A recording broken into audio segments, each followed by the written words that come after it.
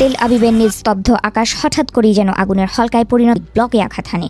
সাধারণ মানুষের নিরাপদ আশ্রয়ের আর্তনাদে প্রকম্পিত হয়ে ওঠে চারপাশ। তেল আবিবের একটি বহুতল ভবনে সরাসরি ইরানি ক্ষেপণাস্ত্রের আঘাতে প্রাণ হারিয়েছেন 40 এক নারী।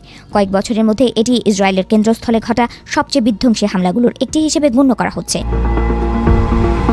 আকস্মিক এই হামলায় কেবল প্রাণহানি ঘটেনি, বরং আহতের সংখ্যাও লাফিয়ে লাফিয়ে বাড়ছে। উদ্ধারকারী সংস্থাগুলোর দেওয়া তথ্য অনুযায়ী অন্তত 27 জন গুরুতর আহত অবস্থায় এখন হাসপাতালে মৃত্যুর সঙ্গে পাঞ্জা লড়ছেন। এদের মধ্যে বেশ কয়েকজন শিশুর অবস্থা আশঙ্কাজনক হওয়ায় পুরো দেশ জুড়ে এক ধরনের শোকাতুর ও থমথমে পরিবেশ বিরাজ করছে।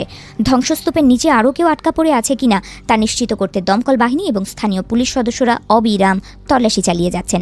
বিধ্বস্ত ভবনের সামনে সারি সারি পুড়ে যাওয়া গাড়ি আর কঙ্কালসার দালানগুলো যেন যুদ্ধের ভয়াবহতার এক জীবন্ত সাক্ষী হয়ে দাঁড়িয়ে আছে। চিকিৎসকরা বলছেন, আহতদের মধ্যে অনেকের মানসিক ট্রমা দীর্ঘস্থায়ী হতে পারে।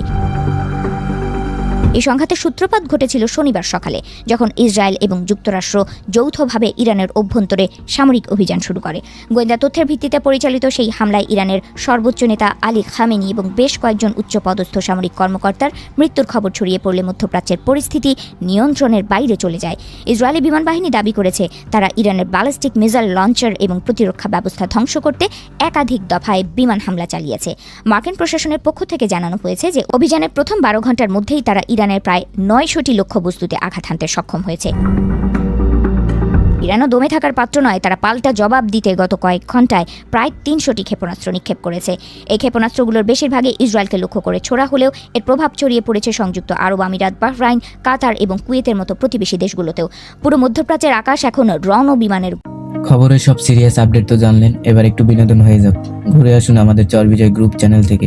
এই ভিডিওর ডেসক্রিপশন বক্সে আমাদের চ্যানেলের লিংক আছে, এক ক্লিকে গিয়ে দেখে আসুন। গর্জন আর ক্ষেপণাস্ত্রের ধোঁয়ায় আচ্ছন্ন হয়ে আছে। সাধারণ নাগরিকদের নিরাপত্তার কথা মাথায় রেখে ইসরায়েলি হোম ফ্রন্ট কমান্ড এরই মধ্যে জরুরি অবস্থা জারি করেছে এবং শিক্ষা প্রতিষ্ঠান সহ সব ধরনের জনসমাবেশ অনির্দিষ্টকালের জন্য বন্ধ ঘোষণা করা হয়েছে। শহরের ভূগর্ভস্থ ট্রেন স্টেশনগুলো এখন ঘরছাড়া মানুষের অস্থায়ী আশ্রয়স্থলে পরিণত হয়েছে। হাতে থাকা সামান্য কিছু দরকারি জিনিসপত্র নিয়ে শত শত মানুষ সেখানে ভিড় করছেন, কারণ সাইরেনের শব্দ থামার কোনো লক্ষণ দেখা যাচ্ছে না।